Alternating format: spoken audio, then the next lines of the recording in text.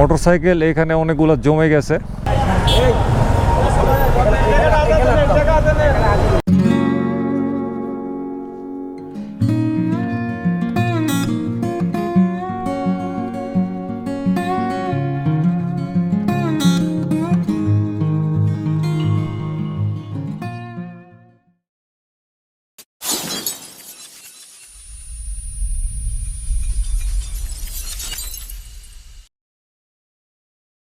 আজকে আমার মন ভালো না। মনকে ভালো করার জন্য বেরিয়ে গেছি 5:15টার সময়, ভোর 5:15। পদ্মা ব্রিজ আমাকে ডাকতেছে। কালকে সারাটা রাত্র ঘুমাইতে পারি নাই। ও ব্রিজের ডাকে একদম আমার ভেতরটা উথাল পাথাল করতেছিল। চলেন ও স্বপ্নের পদ্মা সেতু থেকে বাস্তবে ঘুরে আসি। ও আইসা দাঁড়াইছি এখন কেরানীগঞ্জ আটি বাজারে যাওয়ার দিকে রাস্তায়। এখান থেকে নিতেছিল ইয়াসিন রে। ইয়াসিন, ঘুম ভাঙছে তোমার? ঘুম ভাঙছে? আচ্ছা, তুমি কি ভাবছো আজকে তোমার এইভাবে পদ্মা সেতু দেখতে যাওয়ার কথা ছিল? এমনকি আজকে তোমার মন ভালো হয়েছে? নাও, এটার ভিতরে তোমার হেলমেট আছে, হেলমেটটা সুন্দর করে পরবা। আর হচ্ছে বেলটা লাগাই নিবা, নাহলে তো বাতাসের বাড়িতে সমস্যা হইব। বেলটা লাগাই নিবা নিচে। আর এই ব্যাগটা তোমার পকেটে রাখবা। আজকে আমার মন ভালো করার জন্য ওষুধ নিতে যাচ্ছি। ওকে, আমাদের ট্রিপ স্টার্ট। এখন বাজে হচ্ছে 5:24। আর আমার বাসা যেহেতু কেরানীগঞ্জ ঘাটারচর এলাকায়, সুতরাং আমি ওই দিক দিয়ে চানখারপুল হয়ে যাচ্ছি না। আজকে যাব একদম সরাসরি কেরানীগঞ্জের ভেতর দিয়ে একদম মুন্সিগঞ্জ দিয়ে, তারপরে মাওয়ার এক্সপ্রেস ওয়েতে উঠব। ওকে, লেটস স্টার্ট। ও সামনে হচ্ছে নয়া বাজার। এই রাস্তায় কে? এই এই এই আস্তে আস্তে। এখন যে রাস্তাটায় ঢুকলাম এইটা দিয়ে যাওয়া যায় হচ্ছে ইনসার আলীর খুদে ভাকার এখানে। আমার জীবনে মাত্র একবার গেছিলাম, গিয়া খুব খারাপ অভিজ্ঞতা হয়েছিল। খারাপ অভিজ্ঞতাটা ছিল কি, লোকজনের এই আস্তে ঘটনা কি ঘটনা হয়েছিল কি, ডেঞ্জারাস রকমের গ্যাদারিং ইনসার আলীর খুদের ভাকার এখানে।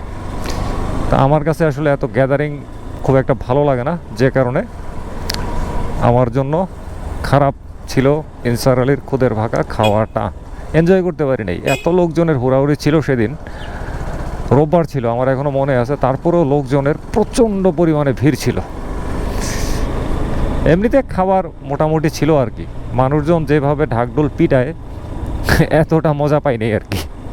এইটাই নে, হ্যাঁ এইটাই নে যাবো। এখানে আসলে রেগুলার আসা হয় না, তো ওই আগে আসছিলাম আফসা আফসা একটু একটু মনে আছে আর কি। এই ইনারাও সম্ভবত স্বপ্নের পদ্মা সেতুর এখানে যাচ্ছে। চলুক চলুক। ইয়াসিন থাকাতে অনেক অনেক হেল্প হয়েছে। ও এমন এমন কিছু রাস্তা দেখাইতেছে কেরানীগঞ্জের ভিতর দিয়ে মুন্সিগঞ্জের সাথে লিঙ্ক আপ করা। মানে আমাদের সময় যে কতটা বাঁচতেছে সেইটা আসলে বলার বাইরে। নাইলে সারাটা ঢাকা শহর ঘোরা লাগতো। আর এখন ঢাকা শহরের বুড়ি আঙ্গুল দেখাই দিছি, দেখে তারপরে ভিতর দিয়ে বেরিয়ে দিছি। আর কি সুন্দর পরিবেশ, কোনো কোলাহল নাই, একটা সুন্দর একটা হাওয়া, তার উপরে কোনো যানজট, কোনো যানবাহনের ঘ্যাঁ ঘ্যাঁ পে পে হরন নাই, কিচ্ছু নাই। খুব আরামে আমাদের জার্নিটা কিন্তু হচ্ছে। ও বাস চলে আসলাম একদম কান্দাপাড়া দক্ষিণ কেরানীগঞ্জ আবদুল্লাপুর দিয়ে। এখনই উঠে যাব মাওয়া এক্সপ্রেস ওয়েতে। এই ইয়াসিন, কোন রাস্তাটা দিয়ে উঠতে হইব? এই যে ওই রাস্তাটা দিয়ে না? ও কোনটা দিয়ে? ও আচ্ছা। ওফ, দুই একবার আসছি এই রাস্তাটায়, যদ্দূর মনে পড়ে।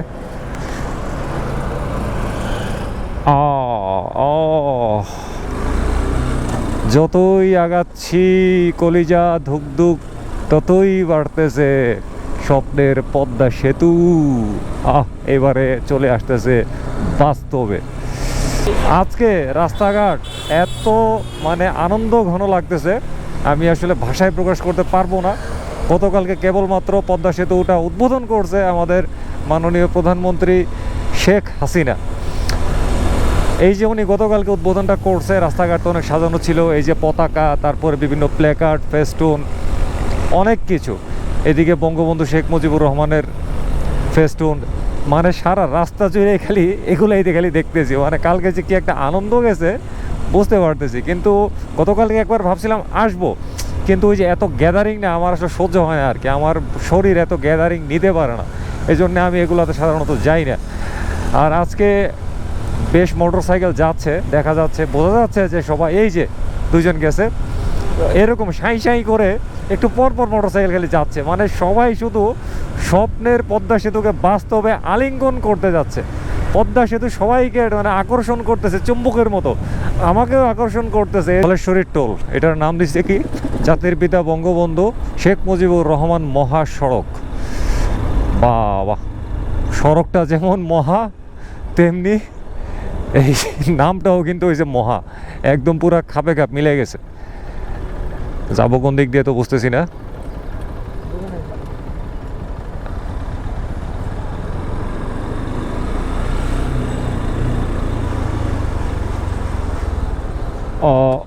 বাইকের টোল দিতে হবে, ধলেশ্বরী টোল।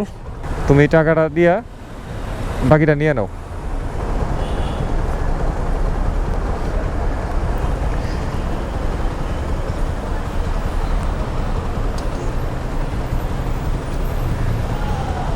৳10 টোল, এটার টোল আগের মতোই আছে।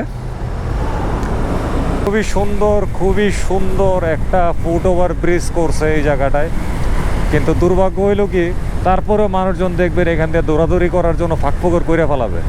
বাঙালি বড়ই আজব এক জাতি, বাঙালিকে কখনো দাবায় রাখা যায় না।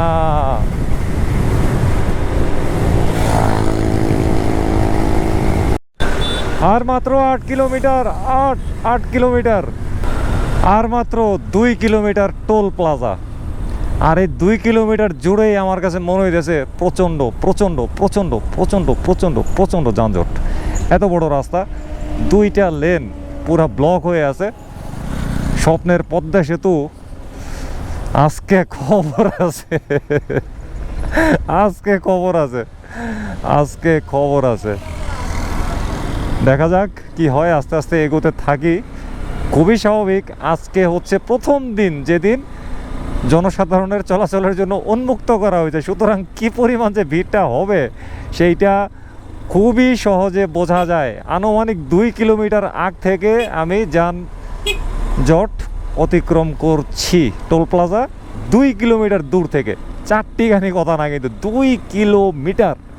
আরে বাপ রে বাপ, একে তো মানুষজন আসছে মানে যাবে তার নির্দিষ্ট গন্তব্যে, তার উপরে কিছু মানুষ আসছে আমার মতো, তারা আসছে শুধুমাত্র বিনোদনের উদ্দেশ্যে, ঘুরে দেখার জন্য। তো এই শ্রেণীর মানুষের সংখ্যাও কিন্তু কোনো অংশে কম না। সর্বনাশ, 2 কিলোমিটার যানজট। যাক, বাইক থাকাতে সাইড দিয়ে ফাঁকফোকর করে সুন্দর করে চলে যেতে পারতেছি। কিছু বুঝে উঠতে পারলাম না, মোটরসাইকেল এখানে অনেকগুলো জমে গেছে, কেউ কেউ সিগন্যাল দিল এই পাশ দিয়ে আসার জন্য, তো আমি এই পাশ দিয়ে চলে আসলাম। সর্বনাশ সর্বনাশ সর্বনাশ, ভয়াবহ অবস্থা, ভয়াবহ। আমি এদিক দিয়ে চলে আসছি, আল্লাহ জানে সামনে গিয়ে আবার কোন কাহিনী করা লাগে, বুঝতেছি না কিছু। ও, এদিকে হচ্ছে ওজন স্টেশন, মানে এই যে এগুলার, এই যে ট্রাক, মালবাহী যে ট্রাকগুলো আছে, এগুলার ওজন পরিমাপের জন্য। আচ্ছা, ঘুরে দেখতে থাকি। ওরে বাইরে ভাই, বাইরে ভাই, বাইরে ভাই, অবস্থা খারাপ, অবস্থা খারাপ। স্বপ্নের পদ্মা সেতুর উপর দিয়ে আজকে চরম আকারে টর্নেডো বয়ে যাচ্ছে, একেবারে একেবারে। আল্লাহ রে আল্লাহ। আচ্ছা, এই অংশটা মনে হয় কাজের এখনো বাকি আছে। সামনে যে কি আছে আমি কিন্তু এখনো কিছুই জানি না। সবাই যাইতেছে, আমি যাইতেছি। ওরে বাপ রে বাপ, কি অবস্থা রে ভাই, কি অবস্থা। ওই যে কালকে যে অনুষ্ঠান হয়েছে, অনুষ্ঠানের সভামঞ্চটা ছিল ওই জায়গাটার মধ্যে, বোঝাই যাচ্ছে এখান থেকে। এখন দেখা যাক সামনে গিয়ে আমরা কতদূর কি করতে পারি। এই হচ্ছে পদ্মা সেতু উত্তর থানা, মুন্সিগঞ্জে। বাইরে ভাই, বাইরে ভাই, বাইরে ভাই, আমি পুরা আতঙ্কিত হয়ে পড়তেছি। কি অবস্থা। টোল প্লাজায় চলে আসছিস, টোল প্লাজায় চলে আসছি। ও বাম পাশে হচ্ছে ট্রাকের টোলের লেন। আচ্ছা, এই যে ট্রাকের টোলের লেন এখান থেকে শুরু। এই যে এখানে সুন্দরভাবে কিন্তু লেখা আছে ট্রাকের লেন। আরে আল্লাহ, কি যে অবস্থা রে বাবা। এই ইয়াসিন, টোলের বিল কত জানো তো? 100 টাকা। হ্যাঁ, মনে রাখবা। দাঁড়াও, আগে তোমার 100 টাকা হাতে দিয়ে নেই। হ্যাঁ, টোলের টাকা রেডি করে ফেলাইছি। ইয়াসিন, 100 টাকাটা ক্যামেরার সামনে আনো। এই হচ্ছে সেই 100 টাকা যেটা আমার পকেট থেকে মাওয়ার ব্রিজের টোলের জন্য দিয়ে দিচ্ছি। আমার জীবনের প্রথম 100 টাকা দিতেছি এই যে ইয়াসিনের হাতে। সবাই বাইক নিয়ে ঘুরতে আসছে, ব্রিজটারে দেখতে আসছে। একজন চাইনিজ ব্যক্তিও শৃঙ্খলা রক্ষার কাজে ব্যস্ত আছেন। খুবই পেরেশানির মধ্যে আছে আসলে সবাই, পুলিশ, অন্য আইন শৃঙ্খলা রক্ষাকারী বাহিনীর সদস্য সবাই। কারণ আজকে প্রথম দিন তো প্রচণ্ড। এই দেখেন মোটর সাইকেলের লেন তো মানে একেবারে একজনের মাথা আরেকজন খাচ্ছে এমন অবস্থা।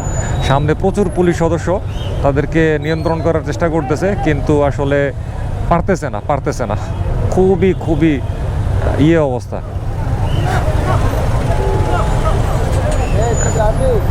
এই বেচারা বিদেশি খুব অ্যাগ্রেসিভভাবে সবাই নিয়ন্ত্রণে আনার চেষ্টা করতেছে।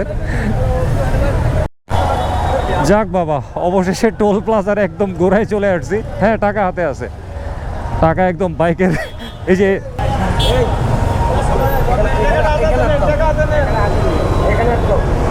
নেন বাস, এই ইয়াসিন স্লিপটা হাতে রাখো। যাবো ভাই, যাবো। হ্যাঁ, গেলাম 100 টাকা দিয়ে দিলাম আর পদ্মায় ওটার রাস্তা পাইয়া গেলাম।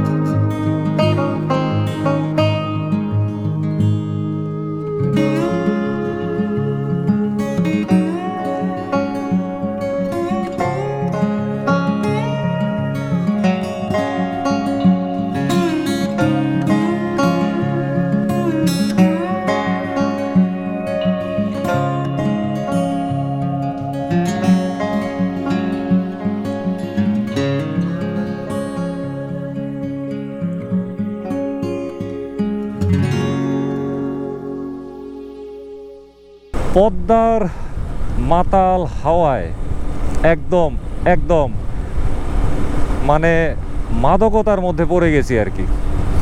মোটর সাইকেল জোরে চালাইতে মনেই চাইতেছে না।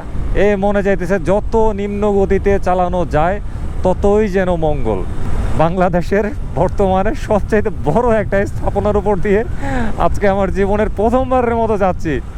এইটা যে কি রকম মানে একটা ভালো লাগা কাজ করছে, আমি আসলে এটা ভাষায় প্রকাশ করতে পারবো না। এই দেন করে কি রে ভাই, করে কি। আমার গর্ব হচ্ছে যে আমাদের দেশের অর্থায়নে আজকের এই পদ্মা সেতুটা হয়েছে, এবং এর উপর দিয়ে আমি একজন বাঙালি, গর্বিত বাঙালি হয়ে মোটর সাইকেলটা চালাতে পারছি। আমার এনএস সিঙ্গেল ডিস্ক সাক্ষী হয়ে গেল। পদ্মার ঢেউ রে, তোর শূন্য হৃদয় পদ্ম নিয়ে যা যা রে, কাজী নজরুল ইসলামের সেই কবেকার গান আজকে মনে পড়তেছে। ফাইনালি দাঁড়াইছি স্বপ্নের পদ্মা সেতুর মধ্যে, প্রচুর এনজয় করতেছি, প্রচুর প্রচুর প্রচুর প্রচুর প্রচুর এনজয় করতেছি, অনেক ভালো লাগতেছে। ভালো তো লাগবেই, ভালো লাগাটা আসলে সেভাবে প্রকাশ করতে পারবো না, প্রচুর যানবাহন যাচ্ছে। ইয়াসিন, ইয়াসিন এদিকে আসো, এদিকে আসো। তুমি কি জানতা তুমি আজকে পদ্মা সেতুতে আসবা? না, আমি বিশ্বাসই করতে জানি আজকে পদ্মা সেতুতে আসুম। আচ্ছা, এখন তোমার অনুভূতি বলো। ভালো লাগতেছে, অনেক ভালো লাগতেছে। তো তোমার মন তাহলে ভালো হয়ে গেছে? হ্যাঁ, আমারও কিন্তু মন ভালো হয়ে গেছে। সকালে শুরু করছিলাম কি দিয়ে, আমার আজ মন ভালো নেই, এখন কিন্তু মন ভালো হয়ে গেছে। ভালো লাগতেছে না? আসলেই মানে পদ্মা সেতুতে না আসলে বুঝতাম না, মানে বুঝতেই পারতাম না যে এইটা আসলে কি একটা জিনিস। তো যাই হোক, পরবর্তীতে আরও তো অনেক আশা হবে। তো চলেন এবারে পদ্মা সেতুর আশেপাশে একটু লাড়াচাড়া দেওয়া যাক। লাড়াচাড়া দিতে হবে, প্রচুর লাড়াচাড়া দিতে হবে।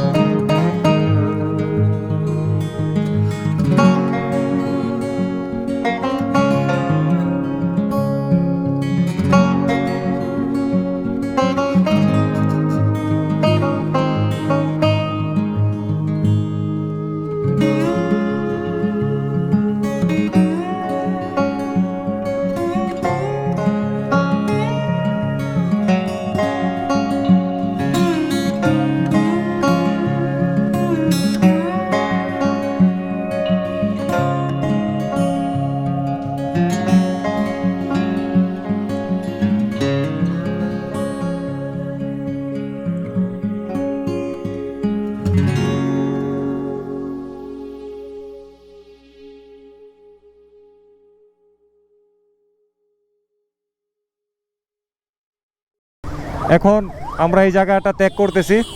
ইয়াসিন চলো চলো, খাইতে হবে, প্রচুর খিদে লাগছে। আনন্দ যা করার তো করছি এবং আনন্দ চলতে থাকবে, কিন্তু পেটে তো খাবার দাবার দিতে হবে নাকি। পদ্মা সেতুর মাওয়ার অংশ শেষ।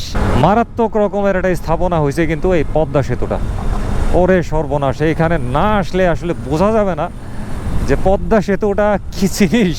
ও আমার মনে করতে না আনন্দে ভেতরটা মানে অট্ট হাসি দিতে ইচ্ছা করে।